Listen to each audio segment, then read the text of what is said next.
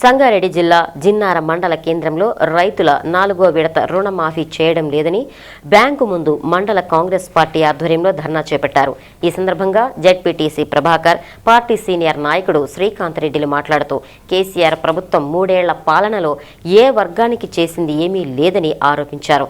కేసీఆర్ ఇచ్చిన ఏ ఒక్క హామీ ఇప్పటి వరకు నెరవేరలేదన్నారు. ఉద్యోగాలు, నిధులు, నీళ్లతో పాటు దళితులకు 3 ఎకరాల భూమి ఇవ్వలేదన్నారు. డబుల్ బెడ్రూమ్ ఇండ్లు కట్టలేదని, ఇది కేసీఆర్ చేసిన మోసం కాదా అని ప్రశ్నించారు.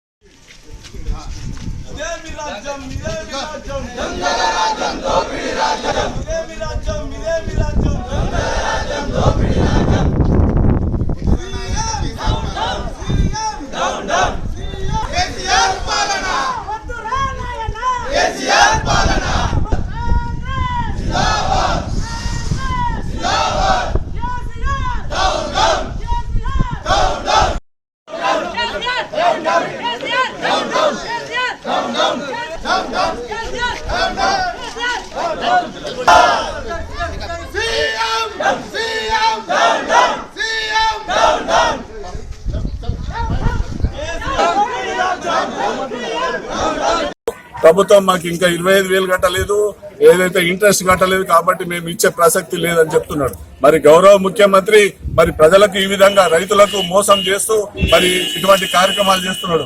ఇంకా ముఖ్యమైన విషయం ఏంటంటే సెంట్రల్ గవర్నమెంట్ ఇన్పుట్ సబ్సిడీ 791 కోట్లు గత 14 నెలల క్రితం ఇస్తే మరి నెల క్రితము ఒక 35% రిలీజ్ చేసాడు.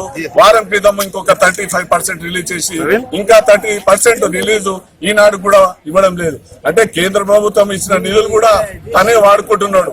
అదే విధంగా ఏదైతే ఇన్సూరెన్స్ ఒక రైతు బ్యాంక్ లో లోన్ తీసుకుంటే 1,00,000 రూపాయలు లోన్ తీసుకుంటే తన ఖాతా నుంచి 4,000 రూపాయలు డిడక్ట్ చేసుకుంటున్నారు బ్యాంకర్స్. అంటే ఏదైనా పంట నష్టం జరిగినప్పుడు ఇన్సూరెన్స్ క్లెయిమ్ చేసుకోవాలి.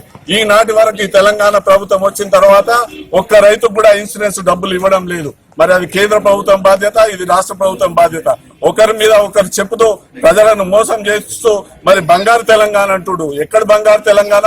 ఇవాళ ఖమ్మంలో చూడండి, మరి మిర్చి రైతులను లాఠీ చార్జ్ చేసి చేతులకు బేడీలేసి మరి ఒక దొంగలు లేక, ఒక నక్సలైట్ లేక, ఒక టెర్రరిస్ట్ లేక జైల్లో వేసే కార్యక్రమం ఈయన చేస్తూ బంగారు తెలంగాణ అంటాడు. తన కుటుంబమే బంగారు తెలంగాణ ఉన్నది. ఇవాళ వాస్తవంగా ఇందులో ఉన్న మంత్రులు కానివ్వండి, ఎమ్మెల్యేలు కానివ్వండి, ముఖ్యమంత్రి పైన చాలా వ్యతిరేకత ఉన్నది. బయట పడతలేరు.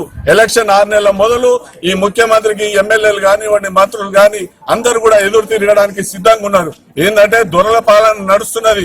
ఆనాడు నిజాం నవాబ్ ఏ విధంగా నడిపించుకున్నాడో ఇవాళ కేసీఆర్ అదే విధంగా నడిపించుకుంటున్నాడు. మరి ముఖ్యంగా ఒక ముఖ్యమంత్రి జిల్లాల పర్యటన చేయాలి, మరి మండల పర్యటన చేయాలి, ఒక జిల్లా పరిషత్లకు రావాలి, ఒక ప్రగతి భవన్ 350 కోట్లు పెట్టి ప్రగతి భవన్ కట్టించుకొని ఏసీ రూమ్లలో కూర్చొని అక్కడనే మీటింగ్లు జరుపుతున్నాడు. ఒక క్యాబినెట్ మీటింగ్ అంటే మరి సెక్రటేరియట్ లో జరపాలి. క్యాబినెట్ మీటింగ్ కూడా సెక్రటేరియట్ కు రాడు. సెక్రటేరియట్ కు సంవత్సరానికి ఒకసారి కూడా వచ్చిన పాపాన పోలేడు. మరి ఇటువంటి ముఖ్యమంత్రి, ఒక పాపం ముఖ్యమంత్రి, మరి ఒక నీచమైన ముఖ్యమంత్రి, ఒక కిరాతకమైన ముఖ్యమంత్రి, ఒక దౌర్భాగ్యమైన